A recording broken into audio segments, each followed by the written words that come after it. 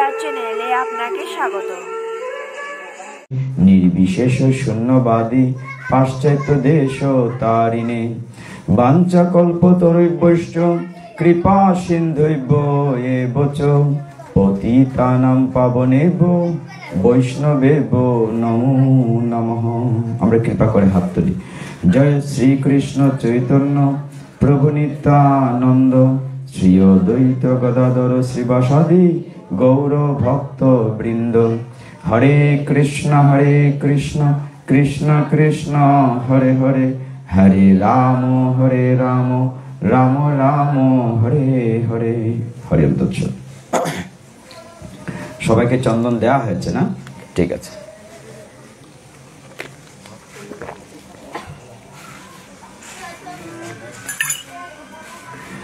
অনাদিরাদি গোবিন্দের অশেষ কৃপায় কাল ভৈরব নামটা কিন্তু খুব ভয়ঙ্কর। ভৈরব শব্দের অর্থ হচ্ছে খুব ভয়ঙ্কর একটি রূপ, অভিধানে তাই বলা হয়েছে। তাহলে গীতার আগে একটু ভৈরব নিয়ে কথা বলি, তারপরে গীতায় যাই। দেবাদিদেব মহাদেব শিব ঠাকুরের অনেকগুলো রূপ আছে, তার মধ্যে একটি রূপ হচ্ছে ভৈরব রূপ। আমাদের সনাতন শাস্ত্রে বলা হচ্ছে যে কতগুলো পুরাণ আছে, আমাদের মার্কেন্ড পুরাণ, শিব পুরাণ, লিঙ্গ পুরাণ, কিংবা যতগুলো পুরাণ আছে তার মধ্যে শিব পুরাণে এবং লিঙ্গ পুরাণে শিব ঠাকুর নিয়ে কথা বলা হয়েছে। শিব ঠাকুরের আপনি একটু খেয়াল করে দেখেন, কৃষ্ণের লীলা যখন করেন তার জাগতিক জগতের মতো বাবা আছেন, মা আছেন, বসুদেব আছেন, দেবকী আছেন, নন্দ মহারাজ, নন্দমাতা, যশোদা, পালক পিতা মাতা আছেন, মহাপ্রভুর পিতা মাতা আছেন, সচী মাতা, জগন্নাথ মিশ্র, সকল দেব দেবীর এরকম আছেন, কিন্তু শিব ঠাকুরের এরকম নাই। কেন? যখন পৃথিবীতে, শাস্ত্র বলছে, যখন পৃথিবীতে দিনও ছিল না, রাতও ছিল না, আলো ছিল না, অন্ধকারও ছিল না, তখন শিব ঠাকুর ছিলেন। তার মানে আদিদেব, দেবাদি দেব, আদি দেব শিব ঠাকুর। দেবতাদের মধ্যেও সাধারণ বলছে মহাদেব। শিব ঠাকুরকে একবার এক ঋষি প্রশ্ন করেছিলেন, হে মহাদেব, আপনার বাবাকে? দেবাদিদেব উত্তর দিয়েছিলেন, আমার বাবা হচ্ছেন সৃষ্টিকর্তা ব্রহ্মা। কতক্ষণ পর ঋষি জিজ্ঞাসা করেছিলেন, তাহলে আপনার পিতা যদি ব্রহ্মা হন, পিতামহকে মানে বাবার বাবাকে, মানে দাদা আর কি, তখন উনি বলছেন আমার পিতামহ বিষ্ণু। তখন ঋষি আবার জিজ্ঞাসা করলেন, আপনার পিতা ব্রহ্মা, পিতামহ বিশ্বদেব, বৈষ্ণব বিষ্ণুদেব, নারায়ণ পিতামহ, আপনার প্রপিতামহকে মানে বাবার বাবার বাবা প্রপিতামহ। তখন তিনি বললেন, আমার প্রপিতামহ হচ্ছেন শিব ঠাকুর। মানে ঘুরে ফিরে আমি বলছেন, আমার বাবা ব্রহ্মা, ব্রহ্মার বাবা বিষ্ণু, বিষ্ণুর বাবা শিব ঠাকুর। তার মানে কি, ঋষির প্রশ্নোত্তরে বোঝালেন যে আমি আদি, আমার থেকে চক্রাকারে সবকিছু ঘুরছে। এই দিক চিন্তা করলে দেবাদিদেব মহাদেবকে আদিদেব বলা হয়। আর ভৈরব রূপটি একটি রুদ্ররূপ। শিব ঠাকুর একটি রুদ্ররূপ। কেমন? যখন একবার ব্রহ্মার কিন্তু কয়টি মাতা? 4টি মাতা। একসময় ব্রহ্মার 5টা মাতা ছিল। মানে পুরাণের তো আমাদের আলোচনার শেষ নেই, পেছনে অনেক কাহিনী থাকে। ব্রহ্মাজির একবার 5টা মাতা ছিল শুরুতে। তার ভিতরে কিছুটা অহংকার ছিল। তিনি চিন্তা করেছেন, আমার তো 5টা মাতা, তাহলে তো আমি শিবের চেয়ে বড়। এটা ভেবে তিনি যখন অহংকার করছিলেন, তখন শিব ঠাকুর এর মানে দেবাদিদেব মহাদেবের খুব নিন্দামন্দ করছিলেন ব্রহ্মা। যখন নিন্দামন্দ করছিলেন, তখন শিব ঠাকুর প্রচণ্ড রাগ করলেন। রাগ করার ফলে তার দেহ থেকে কাল ভৈরবের তৈরি হলো। তার দেহকোষ থেকে, রাগ থেকে কাল ভৈরব তৈরি। গায়ের রং কালো, হাতে দণ্ড এবং বাহন কুকুর। সনাতন শাস্ত্রে এইরকম অদ্ভুত বাহন আর কোনো ঠাকুরের নাই। কাল ভৈরবের বাহন হচ্ছে কুকুর। সেই কাল ভৈরব বের হয়ে, মহাদেবের দেহ থেকে বের হয়ে ব্রহ্মার ওই 5 নম্বর মাথাটা কেটে ফেললো, 4টা মাথা আসলো। কিন্তু অন্য কেউ হলে তাৎক্ষণিক হয়তো বর্ষ হয়ে যেত, কিন্তু কালভৈরবী কাজ করার ফলে কালভৈরবীর কিন্তু কিছুই হলো না, কিন্তু ব্রহ্ম হত্যার তো পাপ হলো, তার হাতে মাথা লেগে থাকলো। তিনি এটা নিয়ে একেবারে কাশিতে চলে গেলেন এবং সেখানে গিয়ে তিনি হাত থেকে মুক্তি পেলেন। সেই কালভৈরব, আরেকটি বড় কথা হচ্ছে, আমরা সকলেই জানি দেবাদিদেব মহাদেবের স্ত্রী দুটো অংশে বুঝতে হবে। একটি হচ্ছে আমরা দুর্গা কাঠামোতে যে দেখি হর পার্বতী, হর পার্বতী, হর মানে মহাদেব, পার্বতী হচ্ছে তার স্ত্রী। পার্বতী হচ্ছে হিমালয়ের মেয়ে, হিমালয় কন্যা। এর আগে পার্বতীর আরেকটা কাহিনী আছে, যে সতী এবং মহাদেব। সতী বলা হচ্ছে, সতী হচ্ছে দক্ষ রাজার মেয়ে। দক্ষ রাজা যখন তার যজ্ঞে জামাইকে নিমন্ত্রণ করেনি, শিব ঠাকুরকে তো মেনে নিতে পারেনি, জামার মেয়ে সতী কত সুন্দরী, সে কিনা একটা ভোলানাথকে বিয়ে করলো, তাই না? একটা যে লোকটার কোনো বসন বাসনে ঠিক নাই, কাপড় চোপড়ও পরে না, বাঘের চাল পরে থাকে শ্মশানে মশানে, জামার মেয়েটা এরকম একটা, যাকে দিয়ে সমাজে আমরা বলি না জামাইকে পরিচয় দিতে পারছে না, জামার জামাইটি এরকম, খুব মনে মনে খারাপ লাগছিল। তো যক্ষরাজ যখন যজ্ঞের আয়োজন করেছিলেন, সবাইকে নিমন্ত্রণ দিলেও শিব ঠাকুরকে নিমন্ত্রণ দেন নাই। এটি বরঞ্চ তার মেয়ের সামনে শিব ঠাকুরের যখন নিন্দাবন্ধ করছিলেন, তখন মেয়ে সতী তার স্বামীর নিন্দা সহ্য করতে পারেন নাই, তিনি অগ্নিতে আত্মহত্যা করেছিলেন। এই খবর পেয়ে শিব ঠাকুর তার স্ত্রীকে প্রচন্ড ভালোবাসতেন, তিনি এসে যজ্ঞ একেবারে ধ্বংস করেছিলেন, দক্ষ যজ্ঞ লণ্ডভণ্ড করে দিয়েছিলেন। তারপরে তার সতীর দেহটি কাঁধে নিয়ে শিব ঠাকুর সারা পৃথিবী ঘুরছিলেন পাগলের মতো।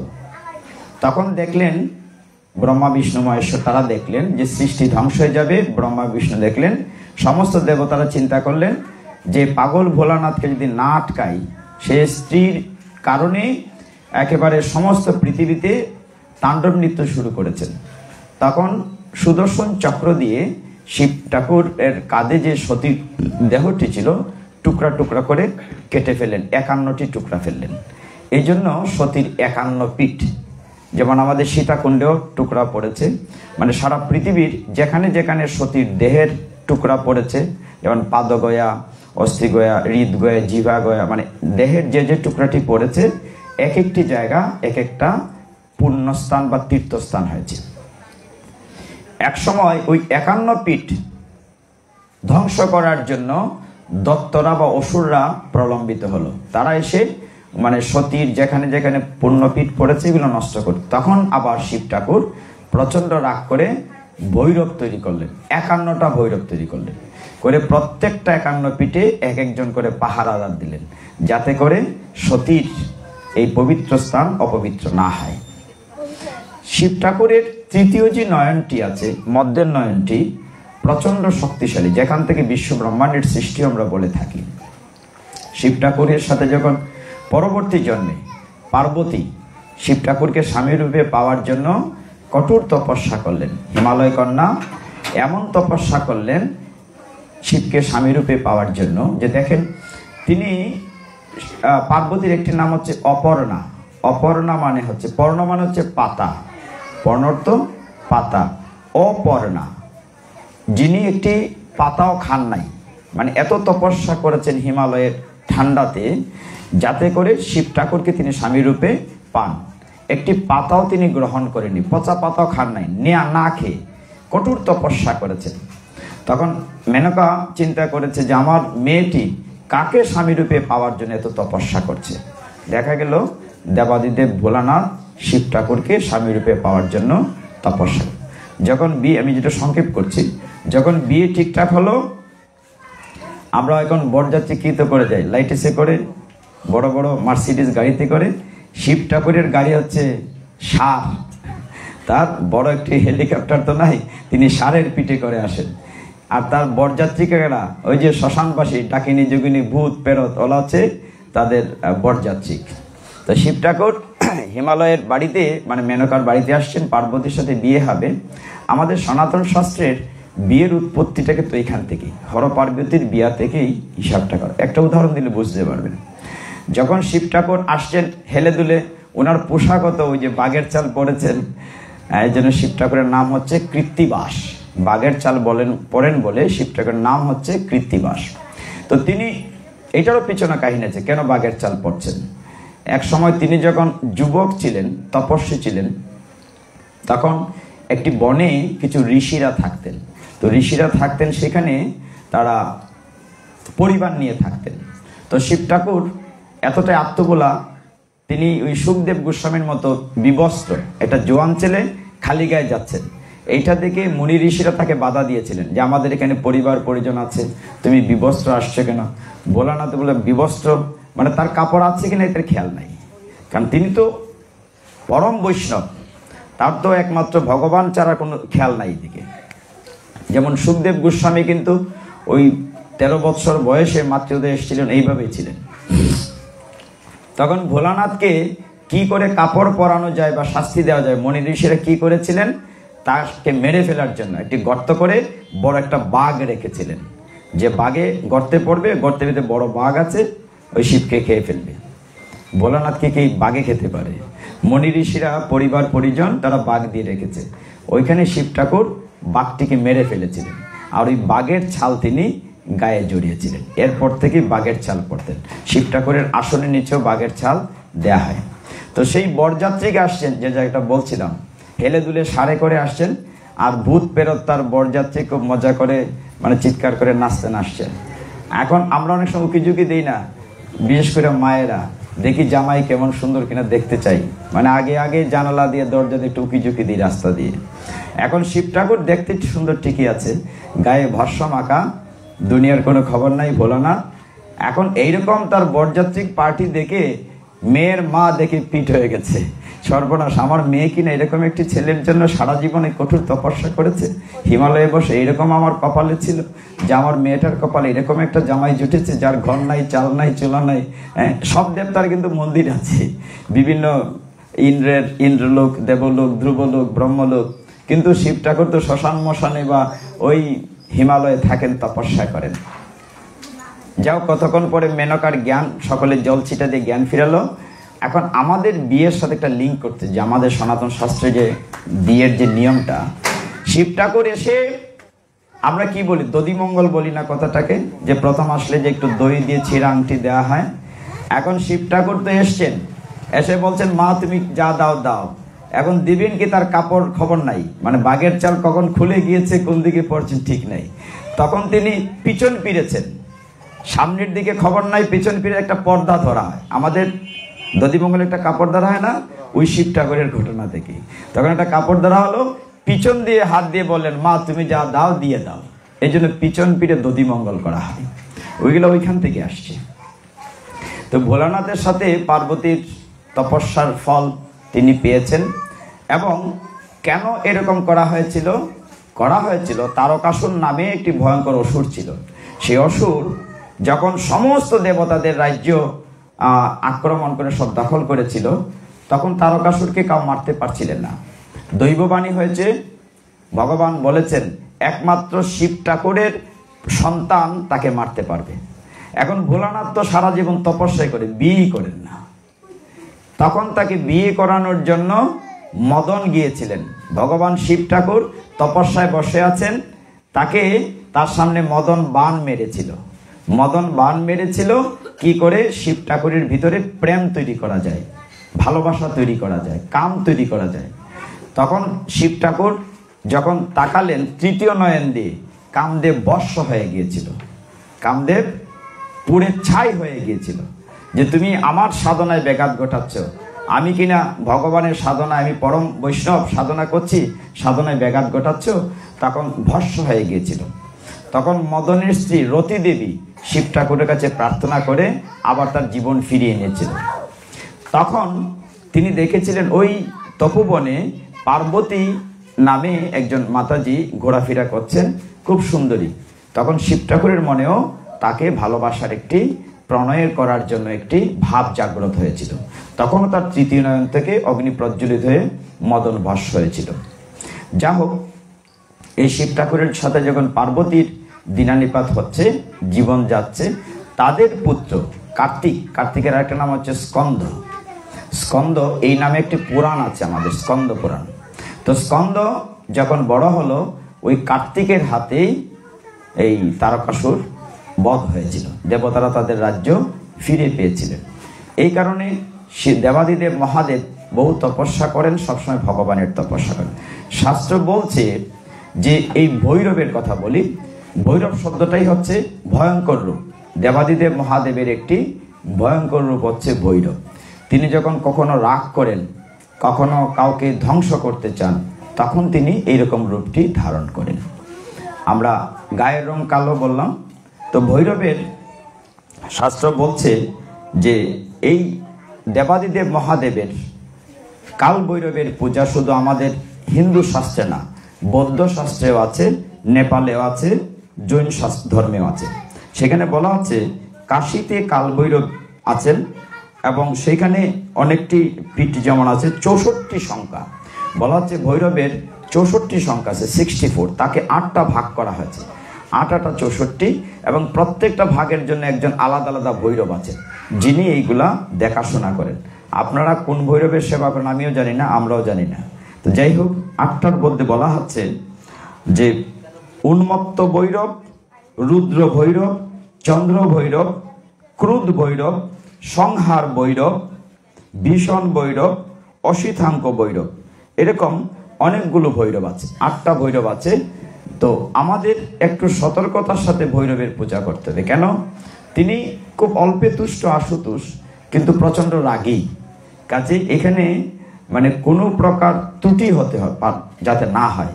আমার শুদ্ধ সাত্ত্বিকতা, আমরা এমন কোনো কাপড় চোপড় পরে মন্দিরে প্রবেশ করব না, আমাদের সবসময় যেন সচেতন থাকতে হয়।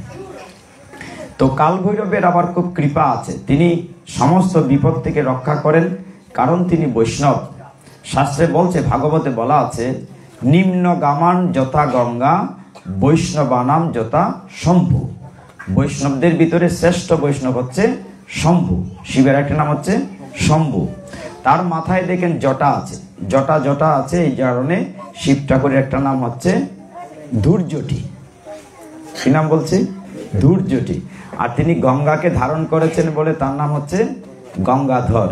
আমাদের ইস্কন মন্দিরে যে শিব ঠাকুর, উনি হচ্ছেন গঙ্গাধর শিব ঠাকুর। এক এক মন্দিরে একটা নাম দেয়া হয়। তো তিনি যে তার তোর অলঙ্কার নেই, তিনি ওই সাপের অলঙ্কার পরেন গলায় হাতে, এই জন্য শিব ঠাকুরকে বলা হয় ফণিভূষণ। শিবটার অনেকগুলো নামের মধ্যে একটা নাম সুন্দর, ফণিভূষণ। যখন সমুদ্র মন্থন হলো, বিষ্ণু কি করলেন? 2টা ভাগ করলেন পরামর্শ করে, যে একদিকে দেবতা, একদিকে অসুর। সমুদ্রের ভিতরে সমস্ত লক্ষ্মীস ধন দৌলত নিচে পড়ে গিয়েছে, তাকে উদ্ধার করতে হবে। এখন বাসুকী নাগকে আনা হলো, পর্বতকে দণ্ড করা হলো, মন্দোদরী পর্বতে তো ভারী দেবতারা আনতে পারছিলেন না। মানে ভাগবতে তো সুন্দর আছে, আনতে গিয়ে তারা হুচট খেয়েছেন, অনেক দেবতা পড়ে গিয়েছেন, কাঁধে করে ভাগ করে আনা যায় না। তখন নারায়ণ বিষ্ণু কি করেছেন? গরুড়ে চলে একদম ছোট পেন্সিলের মতো বা হাত দিয়ে সমুদ্রের তীরে দিয়ে দিয়েছিলেন। হাজার হাজার লক্ষ লক্ষ তারা আনতে পারছে না, ভগবান এনে সমুদ্রে দিয়েছে। সেই যখন পর্বতকে সমুদ্রে দেয়া হলো, মন্থন হবে, ওই যে আমরা মাটা পাক দিই, এটাকে মন্থন বলে। মাটা পাক দিলে দই থেকে মাখন উঠে, ঠিক এইরকম যখন সমুদ্র মন্থন শুরু হয়েছিল, তখন দেখা যায় যে এই দণ্ডটি, পর্বতটি ডুবে যাচ্ছে, সমুদ্রের ভিতরে ডুবে যাচ্ছে। তখন ভগবান ছাড়া তো কে রক্ষা করবে? ভগবানের কোন অবতার? দ্বিতীয় অবতার কুর্ম অবতার, মৎস্যর পরে কুর্ম অবতার, মানে বড় কচ্ছপ আকৃতি। কুর্ম অবতার হয়ে ওই দণ্ডর নিচে ভগবান পিঠ দিয়েছিলেন, যাতে করে এটা ডেবে না যায়। মানে সমুদ্রে যাতে দণ্ডটা নিচে ডেবে না যায়, এই পর্বতটি তার উপরে ঘুরছে। এখন দেবতারা কিন্তু নাগের প্রথম মুখ দিকে নিয়েছিলেন, তো অসুরদের ভিতরে বুদ্ধি দিল একজনে, এই যে আমরা কি লেজের দিক নেব, আমাদের কি মানে অপমান বোধ করছে, আমরা পুচ্ছ নেব কেন, আমরা মুখের দিক নেব। তখন দেবতা বলেন, ঠিক আছে তোমরা ওই দিক যাও। অসুররা নাগের মুখ দিক নিল, কিন্তু যখন দড়িটা টানাটানি করছে, তখন নাক থেকে যে বিষাক্ত শ্বাস বেরিয়েছে, এতে কিন্তু অসুররা বেশি ক্লান্ত হয়েছে। এই অবস্থায় যখন সমুদ্র মন্থন হয়েছে, সেখানে লক্ষ্মী উঠেছেন, ঐরাবত উঠেছেন, অনেক অপ্সরা, অনেক দ্বন্দ্বলট উঠেছেন, কিন্তু সেখানে অমৃত কুম্ভতে করে কলিশতে উঠার আগে সেখানে পাশাপাশি বিষ উঠেছে, অলাহল, এত বিষ যে এই বিষটি যদি পৃথিবীতে পড়ে পৃথিবী ধ্বংস হয়ে যাবে। তো তখনও কে রক্ষা করবে? ওই ভোলানাথ ছাড়া কোনো উপায় নাই। তার কাছে দেবতাকে বললেন যে তুমি ছাড়া উপায় নাই। তখন দেবাদিদেব মহাদেব সমস্ত বিষ অঞ্জলি ভরে কণ্ঠে রেখেছেন, কণ্ঠ হয়ে গেছে নীলকণ্ঠ। এই থেকে শিব ঠাকুরের নাম হচ্ছে নীলকণ্ঠ। মানে প্রত্যেকটা নামের পিছনে এক একটা কারণ আছে।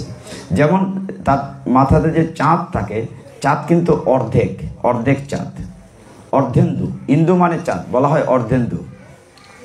তো চাঁদের কাহিনীটা হলো, কেন তিনি চাঁদ মাথায়, দেখা গেল তিনি চাঁদকে জায়গা দিয়েছিলেন, আশ্রয় দিয়েছিলেন। আমরা জানি যে যক্ষের 26টা বোধ মেয়ে ছিল, তো তাদের মধ্যে সোম খুব সুন্দরী একটা মেয়ে ছিল। সোম মানে চাঁদ, চাঁদের সাথে সকল মেয়ের বিয়ে হয়েছে। তো বড় মেয়েটা যথেষ্ট সুন্দরী ছিল, সবাই কিন্তু ওই সোম চাঁদ একটা মেয়েকে বেশি পছন্দ করত। অন্যান্য মেয়েরা ষড়যন্ত্র করে বাবার কাছে বিচার দিয়েছিল, তারপর অভিসম্পাদিত হয়েছিল, সকলেই মানে চাঁদকে রাহু আক্রমণ করেছে খাওয়ার জন্য। দুটি কাহিনী আছে, একটি এটি, কিন্তু শিব ঠাকুর তাকে আশ্রয় দিয়ে বাঁচিয়েছিলেন অর্ধেকটা, যে তুমি আস্তে আস্তে ক্ষয় হবে। আবার যখন অমৃত উঠেছে, যখন সমুদ্র মন্থনের পরে অমৃত উঠেছে, তখন ভগবান বিষ্ণু কি করেছিলেন? একটি মোহিনী রূপ ধারণ করেছে। এই লীলাটি খুব চমৎকার ভাগবতে। যখন অমৃত উঠেছে, কলসে করে একদিকে দেবতারা, একদিকে অসুররা বসেছে। এখন অমৃত পান করলে তো অমর হয়ে যাবে। অমৃত নিয়ে নিয়ে দিচ্ছেন, দেবতাদেরকে দিচ্ছেন কিভাবে? তখন বিষ্ণু চিন্তা করলেন, এইভাবে যদি অমৃত দেই, ভাগাভাগি করা যাবে না, অসুরদেরকে দেয়া যাবে না। অসুররা যদি অমর হয়ে যায়, তাহলে তো দেবতা থাকতে পারবে না। তখন ভগবান একটি মোহিনী রূপ ধারণ করলেন, মানে একটি সুন্দরী মেয়ে সাজলেন। ভগবান মানে লীলা পুরুষোত্তম, তিনি চমৎকার একটি মেয়ে সাজলেন, মোহিনী ধারণ করলেন। মোহিনী রূপ দেখে অসুররা বিমোহিত হয়ে গেল, এত বিমোহিত হলো মানে তার দিকে। তখন তিনি বুঝালেন, তোমরাও পাবে, একদিক করে দিয়ে আসি। তো তারা ভুলে গেল মেয়ের রূপ দেখে, মোহিনী রূপ দেখে। তখন সমস্ত দেবতারা বসলেন, দানবরাও বসল। ভগবান একজন একজন করে দিচ্ছেন, দেবতারা পান করছেন। অসুরদের ভিতরে রাহু ছিল চালাক। রাহু চিন্তা করলো, তার হঠাৎ মাথায় বুদ্ধি গেল যে তিনি যেভাবে দিচ্ছেন হয়তো এক সময় শেষ হয়ে যাবে, আমরা বোধহয় পাবো না। সে দেখলো দেবতাদের মধ্যে কে অ্যাবসেন্ট আছে, কে অনুপস্থিত। চেয়ে দেখে দেবীতে সূর্য আছে, অরুণ আছে, বরুণ আছে, সবাই আছে। দেখা গেল চন্দ্রদেব নাই। তখন রাহু কি করলো? চন্দ্রদেবের চেহারা ধরে, ওরা তো চেহারা বদলাতে পারতো, রূপ পরিবর্তন করতে পারতো। অসুর একটা কি করলো? রাহু সে কি করলো? চন্দ্রদেবের রূপ ধরে দেবতাদের মধ্যে বসে পড়ল। তো ভগবান যখন সবাইকে দিচ্ছেন অমৃত, তখন রাহু মুখে নিল, নিয়ে যে গিলতে যাবে, গলা পর্যন্ত যায় নাই, ভগবান চিনে ফেললেন। সর্বনাশ, অত আসলে দেবতা না, অত অসুর এখানে এসছে অমৃত পান করার জন্য। সাথে সাথে তিনি সুদর্শন চক্রকে ছেড়ে দিলেন। সুদর্শন চক্র দেওয়ার ফলে রাহুর এইটুকুন কেটে গেল, উপরটা অমর হয়ে গেল আর দেহটা মরে গেল। এখন এই রাহু চিন্তা করলো যে কার কারণে আমার মৃত্যু হলো? ওই চাঁদের কারণে। কারণ চন্দ্র থাকে নাই, চন্দ্রের পরিবর্তে বসেছি। তিনি রাহু চাঁদের পিছনে দৌড়ালো তাকে খেয়ে ফেলার জন্য, হাঁ করে। চাঁদকে খাওয়ার জন্য যে রওনা হলেন, চাঁদ তো দৌড়াচ্ছে বাঁচার জন্য। এখন কোথায় যাবে? ওই ভগবানের কাছে আশ্রয় ছাড়া। তখন ভগবান বললেন, কিচ্ছু করার নাই, তুমি আস্তে আস্তে 15 দিন কমে যাবে, আবার আস্তে আস্তে বাড়বে। এই কারণে ওই যে গ্রহণ হয়, তিনি বলছেন যে তোমাকে কোনো না কোনো পূর্ণিমায় রাহুকে তো তোমাকে খেয়ে ফেলবে, অন্তত সব দিন বাঁচাবো না, 1-2 দিন তোমাকে খেয়ে ফেলবে। এই কারণে চন্দ্রগ্রহণের সময় আমরা বলি না যে রাহু খেয়ে ফেলে, এই রাহু হচ্ছে সেই রাহু। রাহুকে তো চন্দ্রগ্রহণের সময় চাঁদকে খেয়ে ফেলে। এরকম আমাদের ভাগবতে অসংখ্য কাহিনী আছে। যাই হোক, আমরা এগুলো আলোচনা কেন করলাম? যেহেতু কাল ভৈরবের উৎসব হচ্ছে, তাহলে আমরা ভৈরব সম্পর্কে জানলাম একটু।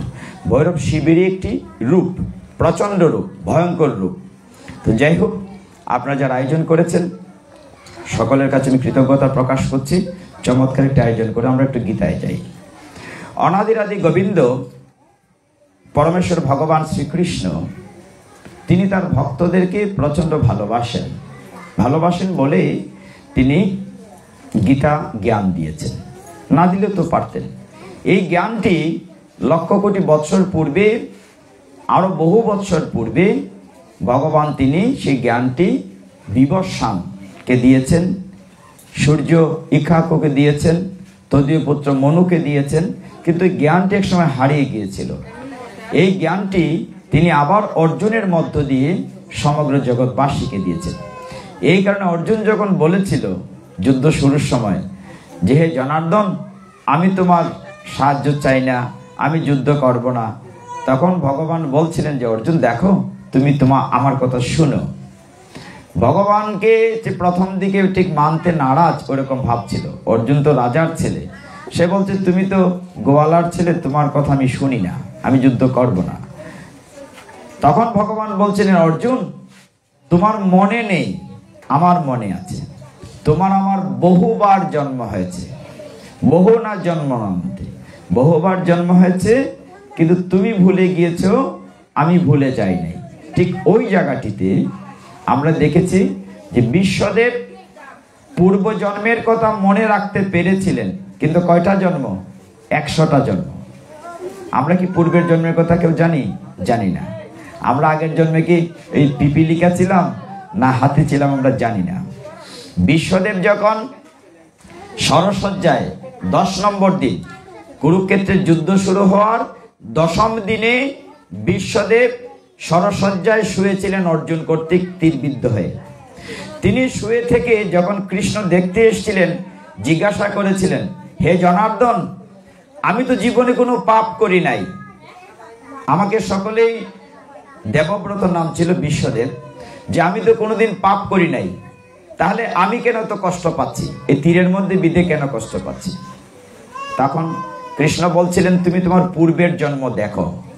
বলে না, পূর্বের জন্ম দেখেছি, আমি কোনো জন্মেই পাপ করি নাই, তুমি আরো দেখো। এই করতে করতে তিনি 100 জন্ম পর্যন্ত পিছনে দেখেছেন, কোনোদিন তিনি পাপ করেন নাই। বিশ্বদেবের ক্ষমতা ছিল 100 জন্ম পর্যন্ত দেখতে পারবেন, তার আগেরটা দেখতে পারবেন না। কৃষ্ণ বললেন তুমি 101 নম্বর জন্মটা দেখো, পিছন দিকে। বিশ্বদেব পারছেন না। তখন কৃষ্ণ বলছিলেন হে বিশ্বদেব, কর্মফল থেকে কেউ মুক্তি পায় না। এ কথাটা কেন বলছি? আমরা যারা এখানে আসছি বা যারা শ্রবণ করছি, একটু মন দিয়ে শুনতে হবে। আমরা কোনো কর্মফল থেকে মুক্তি পাবো না, কোনো না কোনো জন্মে হলো সেটি ভোগ করতে হবে। বিশ্বদেব 101 নম্বর জন্মে কৃষ্ণ বলছেন যে তুমি 100 জন্ম দেখেছো, তুমি কোনো পাপ করোনি, কিন্তু 101 নম্বর জন্মে পিছন দিকে তুমি কি ছিলে? একজন রাজা ছিলে। একদিন তুমি মৃগয়ায় গিয়েছিলে, বনে গিয়েছিলে হরিণ শিকারে। তোমার রথের সামনে একটি বড় সাপ পড়েছিল। তুমি তোমার রথের সারথীকে বলছিলে সাপটা সরিয়ে দাও।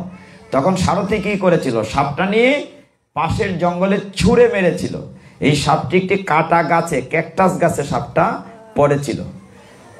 ওই পাপে তুমি এই 101 নম্বর জন্মে এসে তীরের মধ্যে বিধে আছো। আপনি খেয়াল করেন, মানে কর্মফল তার 101 নম্বর জন্মে তাকে ভোগ করতে হয়েছে। ওই যে তুমি কাঁটাযুক্ত জঙ্গল তুমি ফেলো নাই, কিন্তু তোমার আদেশে তুমি যে অন্যায় করার জন্য তুমি হুকুম দিয়েছিলে, হুকুমের আসামি, এই কারণে তুমি এই 101 নম্বর জন্মে এসে তুমি ওই তীরবিদ্ধ হয়ে কুরুক্ষেত্রের যুদ্ধক্ষেত্রে কষ্ট পাচ্ছ। তার মানে কি? কর্মফল থেকে মুক্তি নেই। তো কর্মফল, কর্মবন্ধন, মুক্তি পেতে গেলে কি করতে হবে? একমাত্র অনাদিরাদি গোবিন্দের চরণে আশ্রিত থাকতে হবে। এইটা হচ্ছে মূল গীতার প্রতিপাদ্য বিষয়। যখন অর্জুন জিজ্ঞাসা করেছেন, বলছেন যে ভগবান আমি তো তোমার কাছে আত্মসমর্পণ করতে চাই, কিন্তু পারি না, মায়া আমাকে বিব্রত করে, আমরাও মায়াবদ্ধ জীব। তুমি বলেছো তোমার মায়া অতিক্রম করা কঠিন। ভগবান যেমন 7ম অধ্যায়ে 14 নং শ্লোকে জ্ঞান বিজ্ঞান যুগে বলেছেন মম মায়া দূরত্বয়া। কি বলেছেন?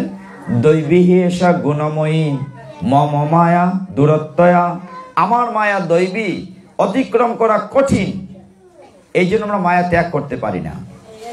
তখন ভগবান বলছেন উত্তরে যে তুমি মায়া ত্যাগ করতে গেলে একদম ভেরি সিম্পল। কি করতে হবে?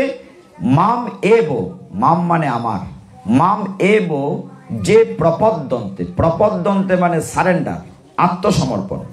মাম এব যে প্রপদ্যন্তে মায়া মেতাম তরন্তিতে, আমার কাছে যে আত্মসমর্পণ করে আমি তার মায়ার বাঁধন কেটে দিই। একদম সোজা কথা না? আমরা মায়া কাটাতে পারি না। ভগবান কি উত্তর দিয়েছেন? যে আমার কাছে আত্মসমর্পণ করে আমি তার মায়ার বাঁধন কেটে দিই। তাহলে আমরা কি করতে হবে? তার কাছে আত্মসমর্পণ। কিন্তু আত্মসমর্পণটা কি এতই সোজা? খুব কঠিন।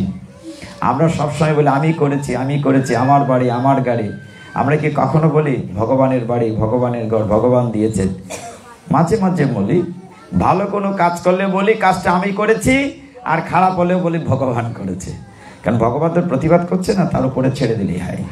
ঠিক ওই জায়গাটিতে শাস্ত্র, গীতা শাস্ত্র বলছে যে তুমি যদি আমার কাছে আত্মসমর্পণ করো তাহলেই কেবল তুমি মায়ার বাঁধন কাটাতে পারবে, অন্যথায় পারবে না। মায়ার বাঁধন কাটানো খুব কঠিন। নয়াটিতে পাঠে কেউ গিয়েছিলেন? এখানে আছেন না? যান নাই। মায়া শব্দটা খুব কঠিন, দুটি অক্ষর। মায়ার কারণেই আমরা কষ্ট পাচ্ছি। শাস্ত্র কি বলে? যে আপনারা যখন বলেন এত পূজা করি, যে কালভৈরব পূজা করছি, কত উৎসব করি, কিন্তু ভগবান আমাদেরকে কষ্ট তো দূর করেন না, আমরা তারপরে তো কষ্ট পাই, রোগে ভুগি, সুখ অসুখ বিসুখ থাকে। উত্তরটি আপনাদের কাছে আছে। উত্তরটি কি? কৃষ্ণ ভুলি যেই জীব অনাদি বহির্মুখ, অতএব মায়া তাকে দেয় সংসার দুঃখ। মানে কৃষ্ণকে ভুলে গিয়ে আমরা যখন বহির্মুখ হই তখনই মায়া আমাকে দেয় সংসার দুঃখ। তাহলে কে দুঃখটা দিচ্ছে? মায়া। কথাটা খেয়াল করেন। কৃষ্ণ ভুলি মানে কৃষ্ণকে ভুলে গিয়ে, কৃষ্ণ ভুলি যেই জীব অনাদি বহির্মুখ, অতএব মায়া তাকে দেয় সংসার দুঃখ। এখন মায়া মানে মিথ্যা। মায়া শব্দের অর্থ হচ্ছে মিথ্যা, যা সত্য নয় তাই মায়া। উদাহরণ দেই, আমরা ছোটবেলায় এদিকে মাঠে খেলতে আসতাম, তখন দেখা যেত অনেক দূরে আকাশ যেন মাটিতে লেগে গেছে, এরকম মনে হইতো। কিন্তু দৌড়ায় যতই যেতাম আকাশ আর লাগে না। আকাশ কি জমিতে লেগেছে? না। এটি মায়া। কিংবা মনে করেন চাঁদনি রাত্রে যখন আমরা উঠান দিয়ে দৌড়াতাম, মনে হতো যে চাঁদটা আমার সাথে সাথে যায়। চাঁদটা কি আসলে আমার সাথে যায়? যায় না। কিংবা একটা বোলের মধ্যে জল নেন, চাঁদের ছায়া পড়ে, বোঝা যাবে এখানে একটা চাঁদ আছে, আসলে তো নাই। এটি মায়া। মায়া বা মায়ার কারণে আমরা যে কি ভুল সিদ্ধান্ত নেই, আমাদের বুদ্ধি ভ্রম হয়। একটা চণ্ডী থেকে একটু উদাহরণ বলি। এই যে জিজ্ঞাসা করছে নয়াটিতে গিয়েছিলেন কিনা, চণ্ডী তোমরা পড়েছ? আমাদের সনাতন শাস্ত্রে দুটি গ্রন্থ নিত্য পাঠ্য, একটি গীতা, একটি চণ্ডী। একটা কৃষ্ণ মতে, একটা শাক্ত মতে। তবে দুইটাই পাঠ্য। দুইটা না পাঠ্য হলে কালভৈরবের পূজা কি করে করছে? এটা তো ওই লাইন থেকে আসছে। দেখা যাচ্ছে চণ্ডীতে মা দুর্গার তিনটা চরিত্র আছে, তিনটা অংশ চণ্ডীর। একটা হচ্ছে মহালক্ষ্মী, আরেকটা হচ্ছে মহাকালী, আরেকটা হচ্ছে মহাসরস্বতী। তিনি একটি রূপে মধুকৈটব বধ করেছেন, একটি রূপে মহিষাসুর বধ করেছেন, আরেকটা রূপে শুম্ভ নিশুম্ভ বধ করেছেন। প্রথম চরিত্রতে তিনি চণ্ডীতে মধুকৈটব বধ করেছেন। এই কাহিনীটা শুনেন, বুঝতে পারবেন মায়ার কারণে। উদ্দেশ্য আমার হচ্ছে মায়া শব্দটা নিয়ে, আমরা যে মায়া কাটাতে পারি না, মায়ার কারণে কি ভুল হয়। যখন বিশ্বব্রহ্মাণ্ড সৃষ্টি হয়েছে, চণ্ডীর প্রথম দিকে আছে। বিশ্বব্রহ্মাণ্ড সৃষ্টি হয়েছে, নারায়ণ বিষ্ণু সমস্ত পৃথিবী, সমস্ত দুনিয়া তৈরি করে তিনি ঘুমাচ্ছেন সাগরে। ভগবানের তো আরামের বিছানা না, সাপের মধ্যে ঘুমাইছেন। জাজিম নাই, তোষক নাই, বালিশ নাই, বালিশও তো নাই, হাত মাথার মধ্যে এরকম দিয়ে। তবে আপনারা আছেন মানে স্বয়ং লক্ষ্মী দেবী ভগবানের পদসেবা করছেন। ছবিটা এরকম না? ভগবান এরকম শুয়ে আছেন ক্ষীরসাগরের মধ্যে, সাপের উপরে শুয়ে আছেন, আর লক্ষ্মী দেবী ভগবানের পদসেবা করছেন। ভগবানের নাভিমূল থেকে একটি পদ্মের ডাটা বেরো, একটা পদ্ম ফুল, তার উপরে ব্রহ্মা বসে আছেন। ব্রহ্মাজি বসে আছেন, চারদিকে অন্ধকার, একদম টোটালি ডার্ক। হঠাৎ করে শব্দ হলো তপ, তপ মানে তপস্যা করো। ব্রহ্মা বুঝলেন যে আমাকে বলা হচ্ছে তপস্যা করার জন্য। তপস্যা করছিলেন, এমন সময় ভগবান নারায়ণ বিষ্ণুর কর্ণমল থেকে, কানের মল থেকে দুইটি দৈত্যর জন্ম হয়েছে, মধু এবং কৈঠব। মধু কৈঠবের জন্ম হয়েছে। এর পরের অংশটা দেখেন, মায়ার কারণে কি হয়। মধু কৈঠব, ভগবান কিন্তু যুগনিদ্রায়, তিনি বহিরঙ্গা শক্তি মহামায়া যুগনিদ্রায় শুয়ে আছেন। মা মহামায়া কর্তৃক নিদ্রায় ঘুমিয়ে আছেন। আমরা তো একটা মায়া জগতে, আমরা কিন্তু কোনটা সত্য কোনটা মিথ্যা বুঝি না। আমরা একটা মায়ার মধ্যে ধূম্রজাল, একটা মিস্টেরিয়াস লাইফ লিড করছি। মধু কৈঠব কর্ণমল থেকে বের হয়ে, ওরা তো দৈত্য, বের হয়ে কার সাথে যুদ্ধ করবে এরকম একটা হাসপাস করছে। হঠাৎ দেখে, ভক্ত তুমি আমার ভক্ত হও, মদিয়াজি আমার পূজা করো, মাম নমস্কার, তুমি আমাকে নমস্কার করো। তাহলে সত্যি প্রতিজ্ঞা করে কথা দিচ্ছি তুমি আমাকে পাবে। ভগবান তো গীতায় প্রতিজ্ঞা করে কথা দিচ্ছেন। তারপরেও যদি আমরা ভগবানের কথা ভাবি না, আমরা যদি এই সংসার নিয়ে শুধু ভাবি, অনেকে বলতে পারবেন তাহলে সংসার চলবে কি করে? আপনি তার উপর ছেড়েই দেখেন না চলে কিনা, ছেড়েই দেখেন না চলে কিনা। এই পৃথিবীতে লক্ষ লক্ষ কোটি কোটি 84 লক্ষ জনিতে কত প্রাণী প্রজাতি আছে। আমরা চিন্তা করি আমি যদি ব্যবসা না করি, চাকরি না করি, সংসার চলবে না। এই হাতি থেকে পিঁপড়া পর্যন্ত লক্ষ লক্ষ কোটি কোটি প্রাণী, ওরা কি না খেয়ে আছে? ভগবান কি তাদেরকে খাওয়ান না? আমি চিন্তা করি যে আমি যদি না রোজগার করি সংসার বোধহয় অচল। ভগবানের উপর নির্ভর করে দেখেন না ভগবান চালান কিনা। আমার আত্মবিশ্বাস দুর্বল, ভগবানের প্রতি আমার বিশ্বাস দুর্বল। এই কারণে আমি আত্মবিশ্বাস দুর্বলতার কারণে ভগবানকে নির্ভর করতে পারি না। ঠিক এই জায়গাটিতে ভগবান গীতায় স্পষ্ট বলেছেন, নবম অধ্যায়ের 34 নম্বর শ্লোকে, আমার কথা ভাবো, মন মনা ভব মদ ভক্ত মদ যাচি মাম নমস্কুরু। তারপর বলছেন সত্যই প্রতি জানিহি। শেষে একটি সুন্দর শব্দ বলেছেন, প্রিয় সিমে, হে অর্জুন, যেহেতু তুমি আমার প্রিয়, প্রিয় হতে হবে। আমাদের সংসারে মা সবাই সমান প্রিয় হয় না। একটা ঘরে যদি 3-4 জন ছেলে মেয়ে ভাই বোন থাকে, সবাই কিন্তু মা বাবার কাছে সমান প্রিয় হয় না।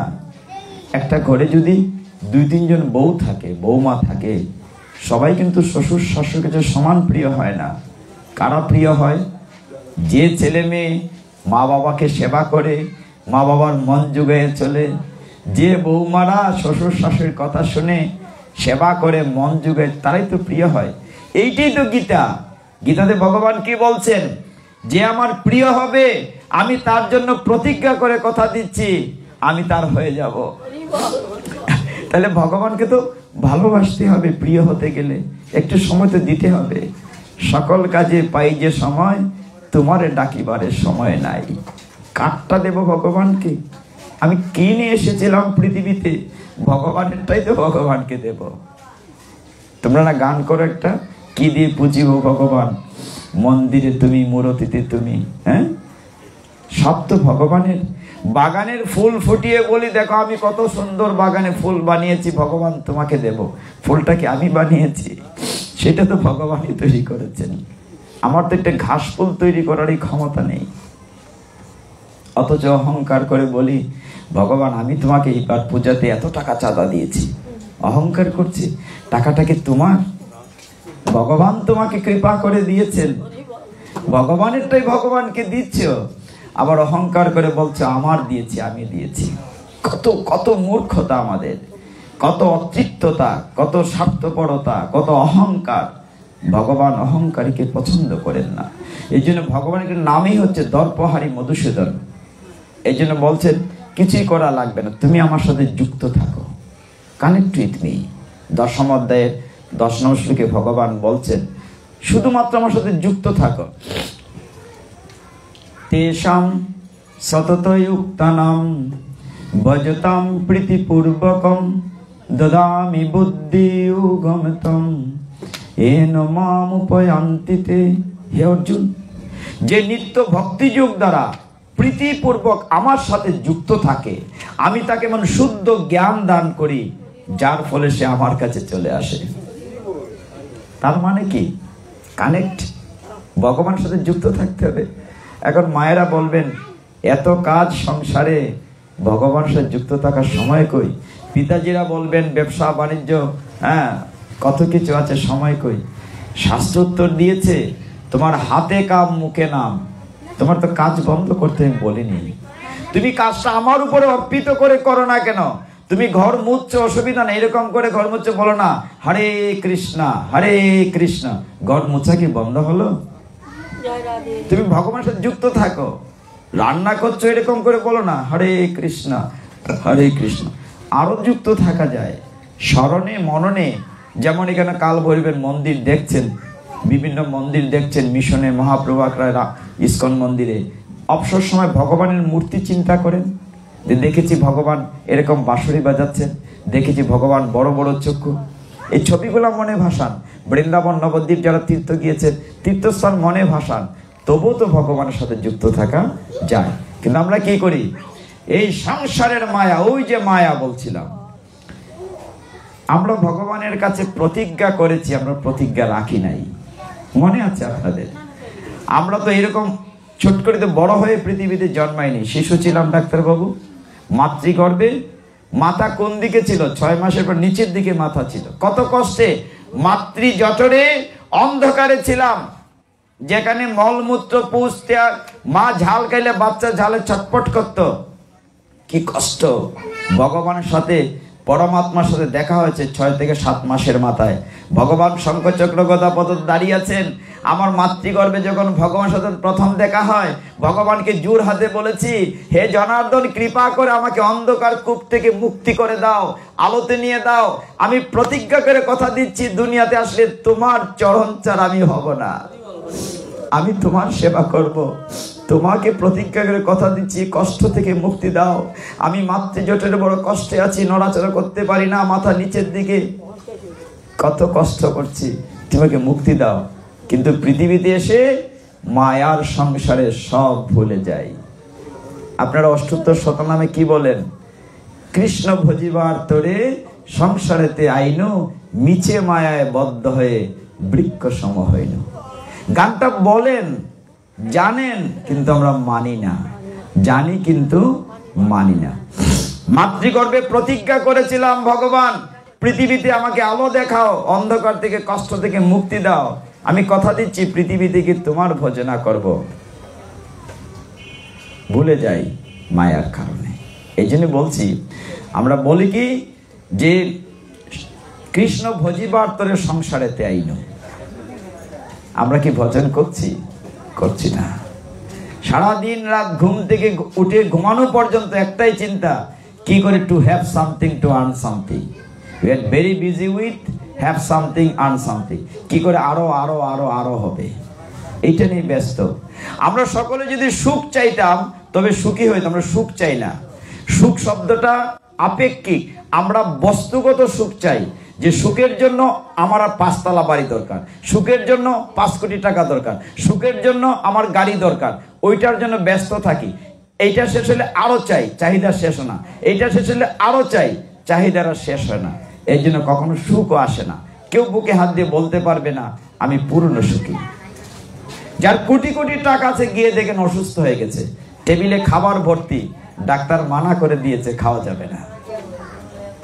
সুখী না? সুখ পাবে না। কেন পাবে না? এই পৃথিবীটার নামই হচ্ছে দুঃখালয়। যেখানে কাপড় পাওয়া যায় লেখা থাকে অমুক বস্ত্রালয়, যেখানে অলংকার গহনা পাওয়া যায় বলা হয় গহনালয়, যেখানে ঔষধ পাওয়া যায় বলা ঔষধালয়। এই পৃথিবীতে দুঃখ পাওয়া যায়, এই জন্য জগৎটির নাম হচ্ছে দুঃখালয়। একমাত্র সেই সুখী, সেই স্বপ্ন সবসময় পরমানন্দ থাকবে, সে আনন্দের খনির সাথে যার যুক্ত আছে। ঈশ্বর পরম কৃষ্ণ সচ্চিদানন্দ বিগ্রহ, অনাদিরাদি গোবিন্দ সর্ব কারণ কারণ। তিনি তো আনন্দের খনি।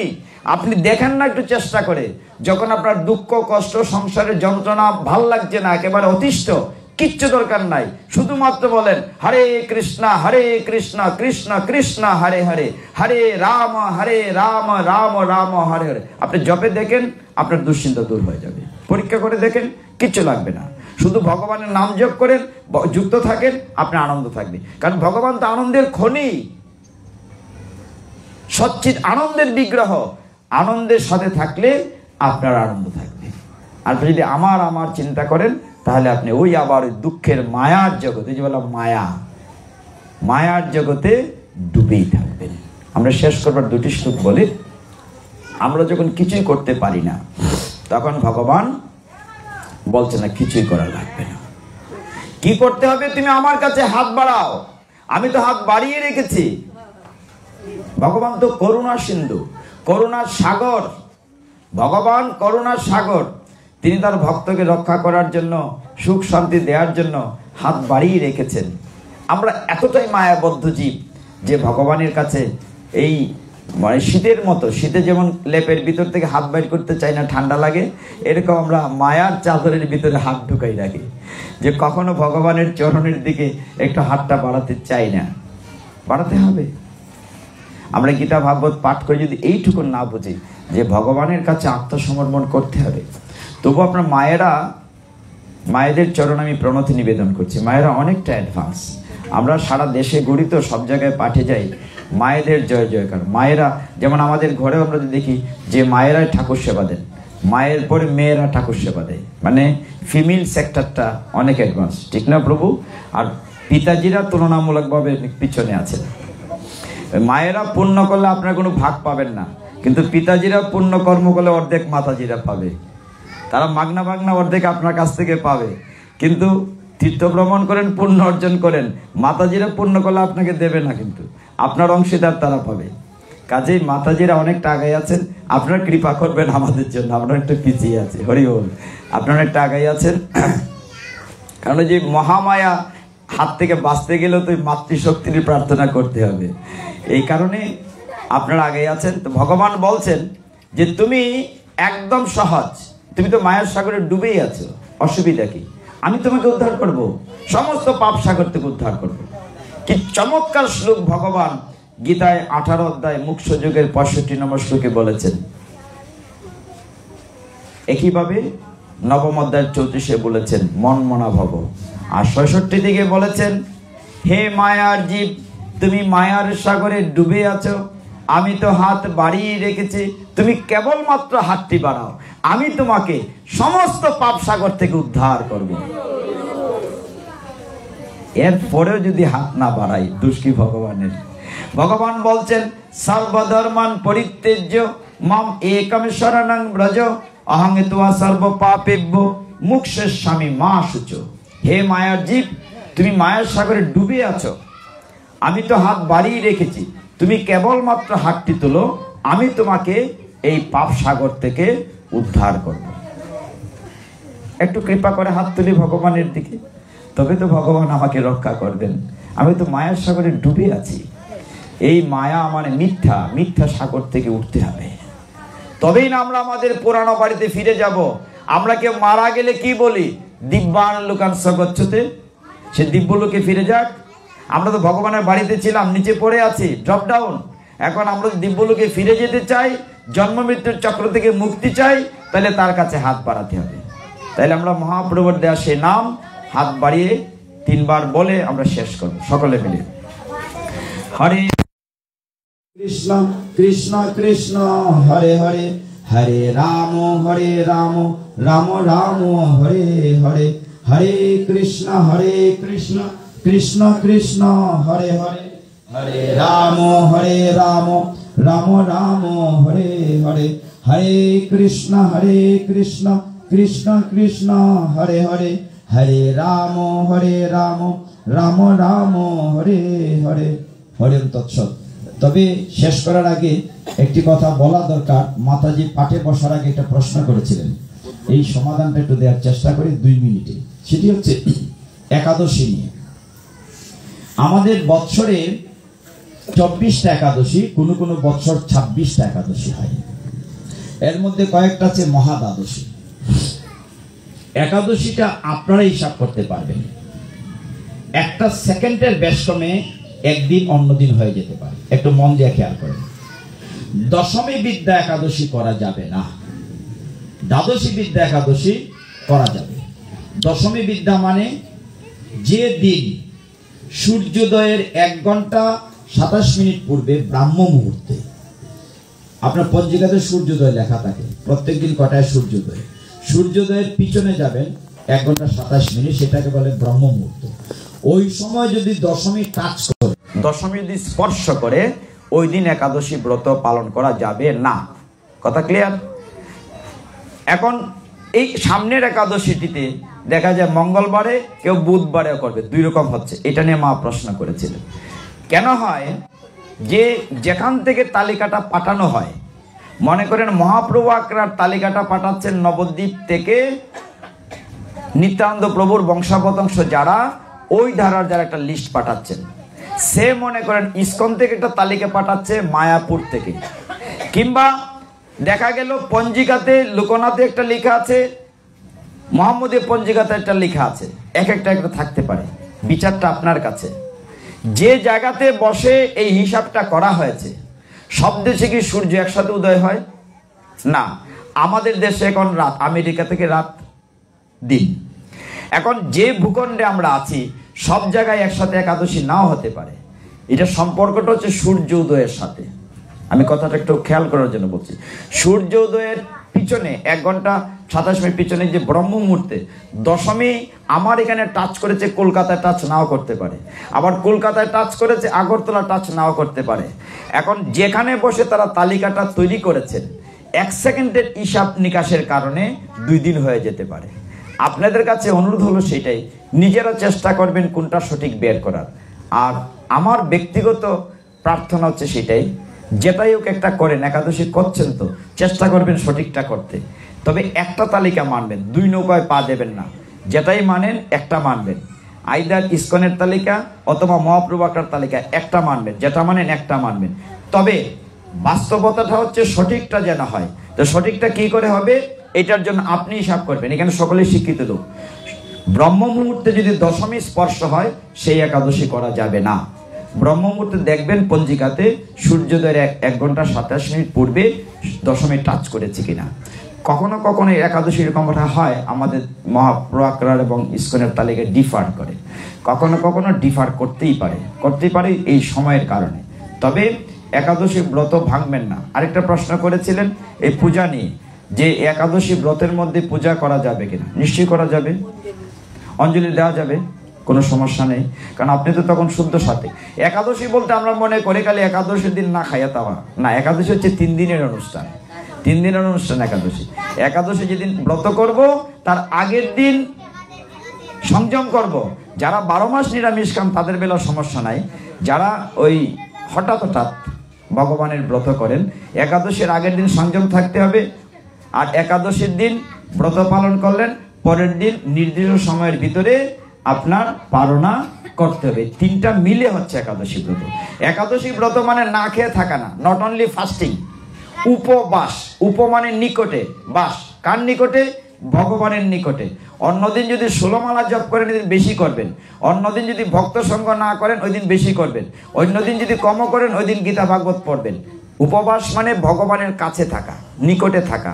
একাদশী আমি একাদশী করে খাইছি না কিচ্ছু, এটা একাদশী না। একাদশী হচ্ছে ভগবানের কাছে থাকা, ওই যে বললাম যুক্ত, তেসাম সব যুক্ত থাকা। আর কোনো প্রশ্ন? নাহলে আমরা শেষ করব। আর কোনো প্রশ্ন আছে? নাই। তো ঠিক আছে, সকলে ভালো থাকুন, আমার ভুল ত্রুটি ক্ষমা করবেন। ওম যদস্কর পরিভ্রষ্ট মাত্রাহীনঞ্চ ইয়দ্ভবেৎ পূর্ণং ভবতু তৎসর্বং তৎপ্রসাদাৎ জনার্দনম। আমার ভুল ত্রুটি ক্ষমা করুন। হরে কৃষ্ণ।